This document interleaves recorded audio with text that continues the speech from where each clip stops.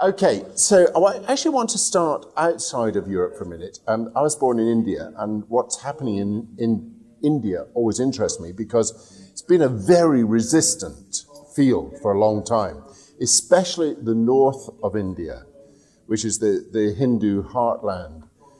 So a couple of years ago, I met somebody called Jossi Chakko. And Jossi is from the south of India, and he was a nominal Christian, migrated to Australia, and made a lot of money in Australia, and somewhere along the line became a real Christian, met with Jesus, and after he'd made his money, God challenged him to become a missionary to the north of India. Now, you've got to understand, for a South Indian to think about the north, it's a completely different universe. They don't speak the same language, it's a completely different culture, and he had no idea what to do. But anyway, here's the vision. God gave him a vision to plant 100,000 churches in North India. Now, that is an almost unbelievable goal. But here's the thing. He's 10 years in now, and I asked him the question, so Jossi, how is it going? And he said, so far we've planted 13,400 churches. And we're just beginning to pick up speed now. So he'll get there, actually, 100,000 churches in North India. And I said to him, well, look, what do you mean by church? Do you mean it's just a family and a village? No. It has to be able to support a pastor. It has to be planting another church, and it has to be capable of supporting its own life. Otherwise, we don't consider it a church. So I take that pretty seriously.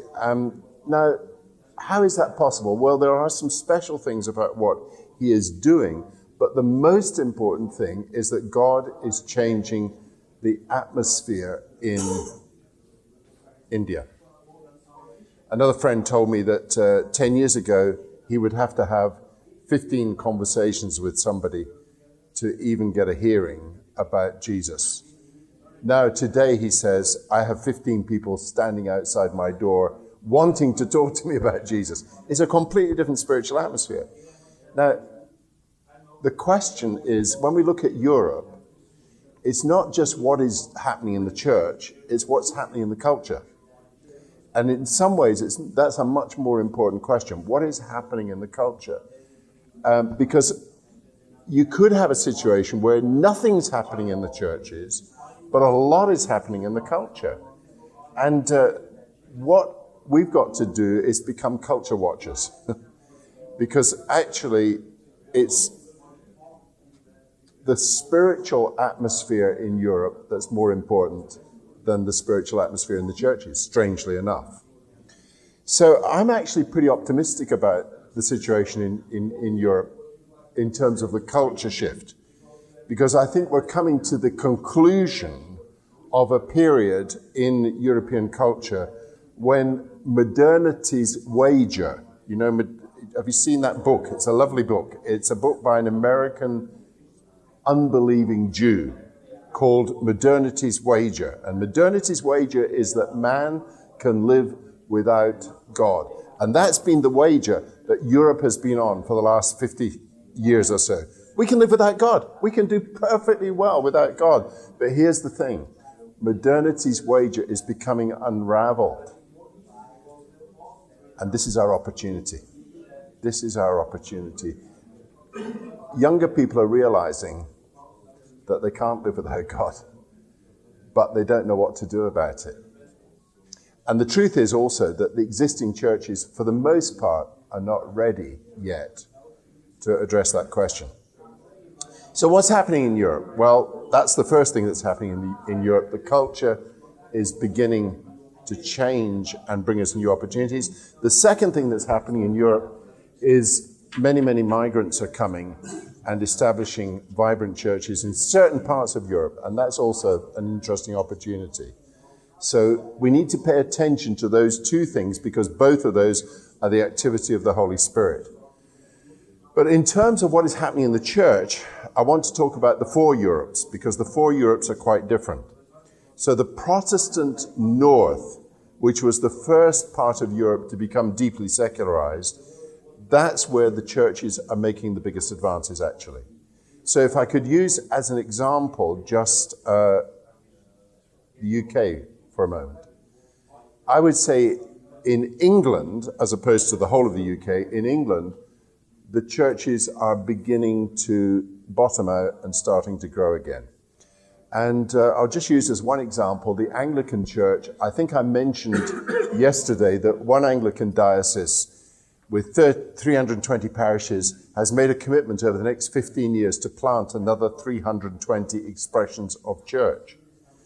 Now, the interesting thing about that is this, that the Anglican Church as a whole, they have a big fund, which they need. Every diocese needs to draw on this fund. It's called the Church Commissioners Fund. And without it, they can't balance their books each year. So they all get money from the church commissioners.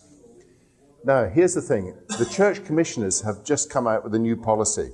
And they said this: we used to supply money to all those dioceses that had situations of need. In other words, we were subsidizing failure. We've got a new policy. From now on, we only subsidize success.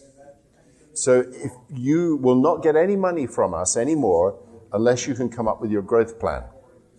Can you imagine the panic in all of the dioceses? Where are we going to get a growth plan from? Well, here's where they're getting a growth plan from. The diocese that I've just described that's going to plant 320 new churches because they've been doing it for 15 years. They've been doing it successfully. And so that's the model that they're all drawing upon. And they've now got a goal of doubling the number of worshippers in the Anglican Church in the next 20 years. Isn't that amazing? And I think that's just symptomatic of something that's going on in church life in England, and I think it's beginning to impact other countries.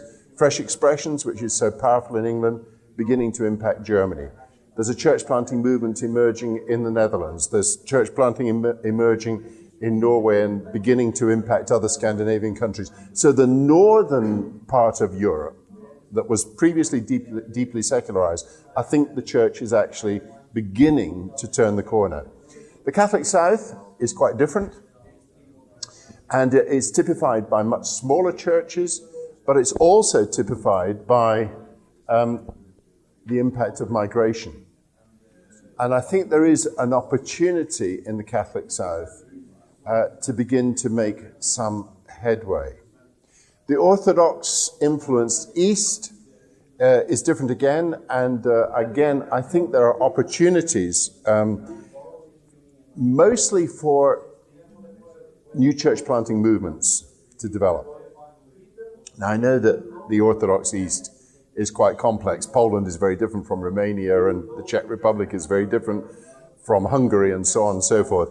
But nevertheless, I think there is an opportunity now for church planting movements in the Orthodox East. They still haven't lost their sense that there is a God in the Orthodox East. And that's quite important in terms of church planting movements. And then the fourth Europe is, of course, the Balkans. The Balkans is completely different. And let's face it, it's going to take some remarkable missionary strategies in order to turn around the Balkan area. And maybe that's something that the other three parts of Europe need to be in conversation about, to ask the question, how do we resource the very needy Balkan area? Because it is unique, mainly because of the fact of Muslim occupation for so many years. That's brought a different spiritual dynamic to that area, and it needs to have a different kind of solution for that reason. So that's my very quick synopsis. Don't look at the church alone. Look at the culture, because it's in the culture that you can see what God is up to by His Holy Spirit, and connect with what God is doing in the culture especially around young people, especially around migrants, and especially around church planting movements.